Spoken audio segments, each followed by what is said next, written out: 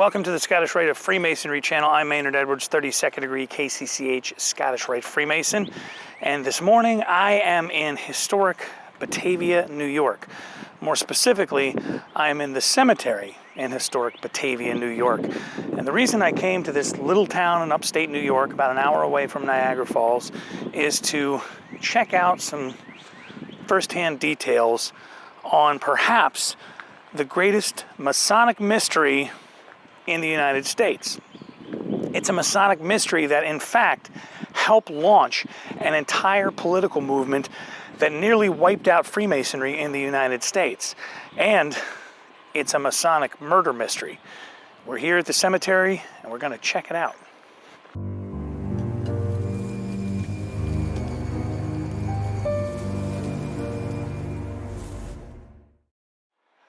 I'm here looking for a monument dedicated to Captain, I'll use air quotes if I wasn't holding my camera, Captain William Morgan. Now, Captain Morgan is the man at the center of the so-called Morgan Affair. In 1826, Morgan, who had been born in Virginia, he found himself in this part of the country and was trying to pass himself off as a Mason here in Batavia and also in a couple of adjoining towns. Now, some of the facts are in dispute, so we're going to stick to what we absolutely know. What we do know is that Morgan was not very well liked by the guys in town. He claimed to be a Mason, but by most accounts, no lodge ever initiated him. It's believed that he perhaps was passing himself off as a Mason using some Masonic exposures. And Art de Hoyos goes into this a little bit in a few of his books, if you want to dig into some of the facts on that. But rather than delve into argument on those kinds of things, let's stick to what we know, is that Morgan, on September 11th, 1826, was coming out of jail and was more or less kidnapped. Now, I'll give you a few more of the broad strokes of the story as we continue to explore the cemetery and look for Morgan's monument. William Morgan, who claimed to have been a captain in the War of 1812, was a stonemason from Culpeper, Virginia, who moved to the town of Batavia, New York in the early 1820s, looking for work along the Erie Canal, which was then under construction. Despite there being no record of his initiation, Morgan claimed to have been made a Mason in Canada, and some records indicate he attended lodges in nearby Rochester. In 1825, he was made a Royal Arch Mason in Western Star Royal Arch Chapter number 33 in neighboring Leroy, New York. He was part of a group of Masons who were attempting to start a lodge in Batavia, but before that lodge could be chartered, William Morgan's name was removed from the rolls, and this was reportedly because of his reputation as a drunkard and a loudmouth. Frustrated, Morgan soon began speaking out against the Masonic fraternity and began working on a Masonic expose that would allegedly reveal all the secrets of Freemasonry. He partnered with a local newspaper publisher to work on a book that would eventually be called Illustrations of Freemasonry. The news drew the ire of Masons from all over the upstate New York area. On September 11, 1826, William Morgan was arrested for stealing a shirt and tie and taken to a jail in nearby Canandaigua, New York. He was soon released for lack of evidence, but immediately was re-arrested for failure to pay a $2.69 debt to an innkeeper. On September 12th, a group of men came and paid Morgan's fine and ushered him into a waiting carriage. Morgan reportedly recognized these men as local Masons and started shouting, "Murder! Murder!" But after entering the carriage, Morgan was never seen again. According to legend, Morgan was taken to Old Fort Niagara, about 50 miles away from Batavia, and held captive in the Old Powder magazine. What happened next depends on whose story you believe. According to the Masons involved, Morgan was given $500, which was a hefty sum in 1826, and told to disappear and never return. And they claim that's exactly what he did. But most historians think that Morgan was killed and dumped into the Niagara River. Outrage over the so-called Morgan Affair grew well beyond the upstate New York area and blossomed into the anti-Masonic movement, which grew so wide that it became the first third party in American politics. But the mystery of what actually happened to Captain William Morgan remains unsolved.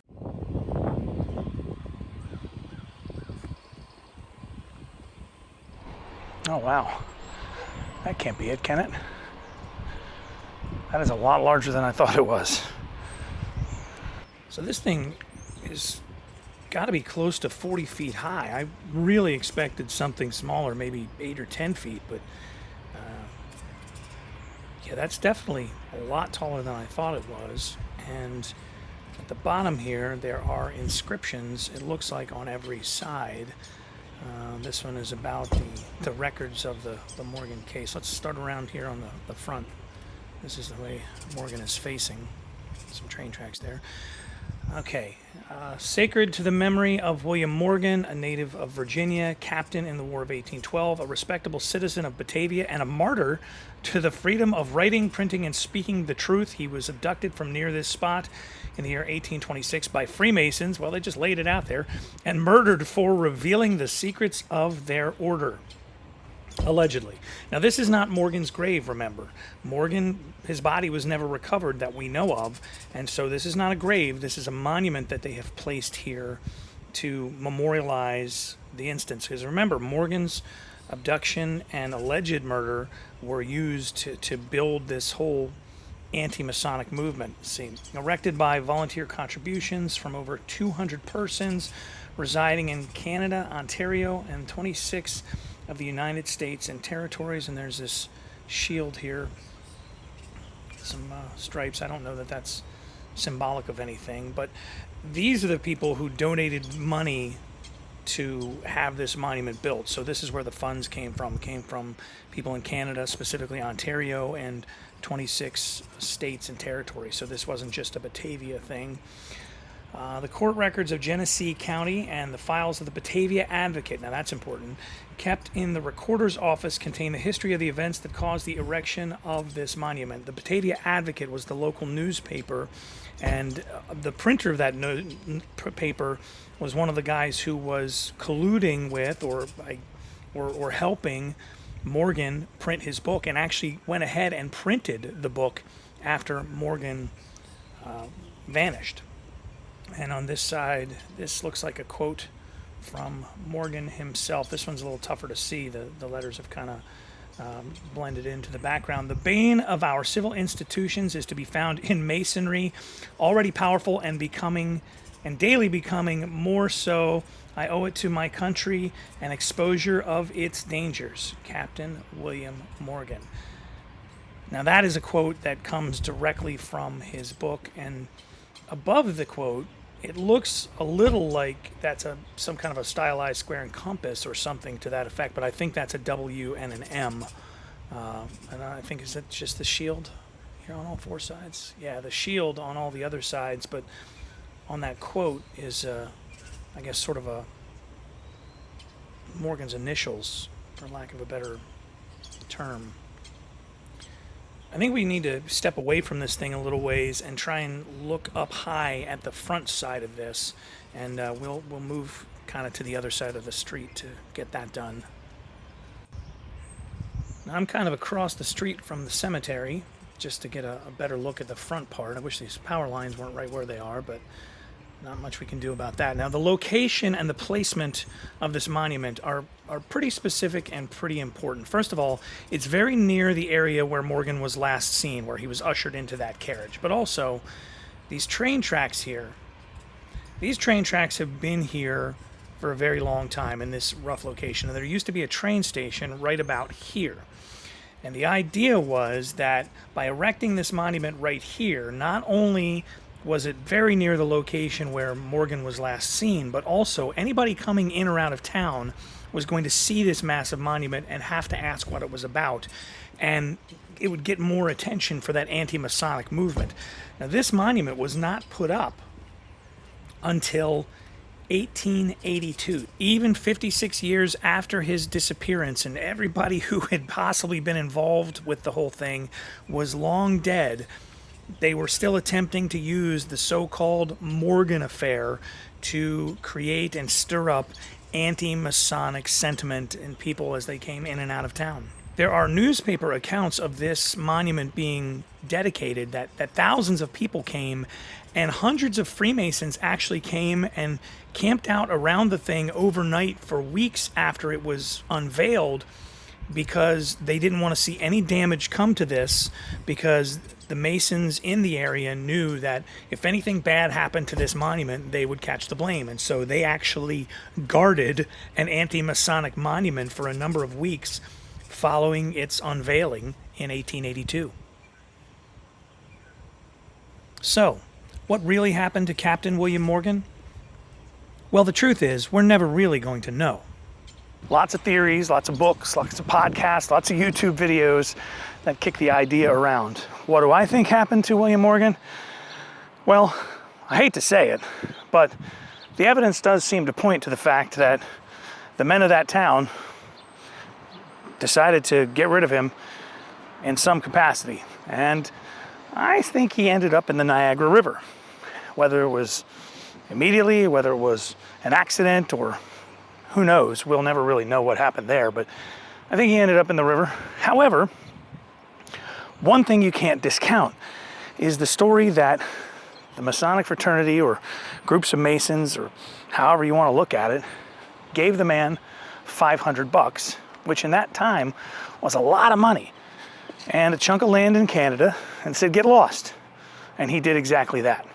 I mean, $500 back then was a lot. It was enough for a man to disappear. And this guy was kind of a ne'er-do-well. So do you put it past him to abandon his family and take his newfound wealth and head off for adventure? Maybe. So that's why it remains such a mystery, because it could have ended up many, many ways. What do you think? Drop your comments below. But here's one important point, is that again, we have to remember that the Masonic fraternity is not like Hydra in the Marvel comic books. It's not some big homogenized group all acting on one set of orders. It's a group of individuals, and every lodge has its own culture, every Grand Lodge has its own culture, and every group of brothers has their own culture, their own ideas. And they're supposed to fit in with the tenets of Freemasonry. But, you know, I'm sure throughout history there have been individual brothers or individual groups of Masons, or maybe even whole lodges, that have acted poorly. But you can't hold every Mason responsible for the actions of a few. That's just not the way life works sometimes. So, what do I think happened? I think he went swimming with the Niagara fishes. But it's certainly possible that he escaped into the Great White North, and God knows whatever became of him. I'm Maynard Edwards. Thanks for watching. Appreciate you joining me on this little adventure in Batavia, New York. If you get a chance to visit, I recommend it. It's kind of a cool little town, still doing well, and I'm sure they'd love to see you. And if you do come, make sure you come and visit the monument to Captain William Morgan.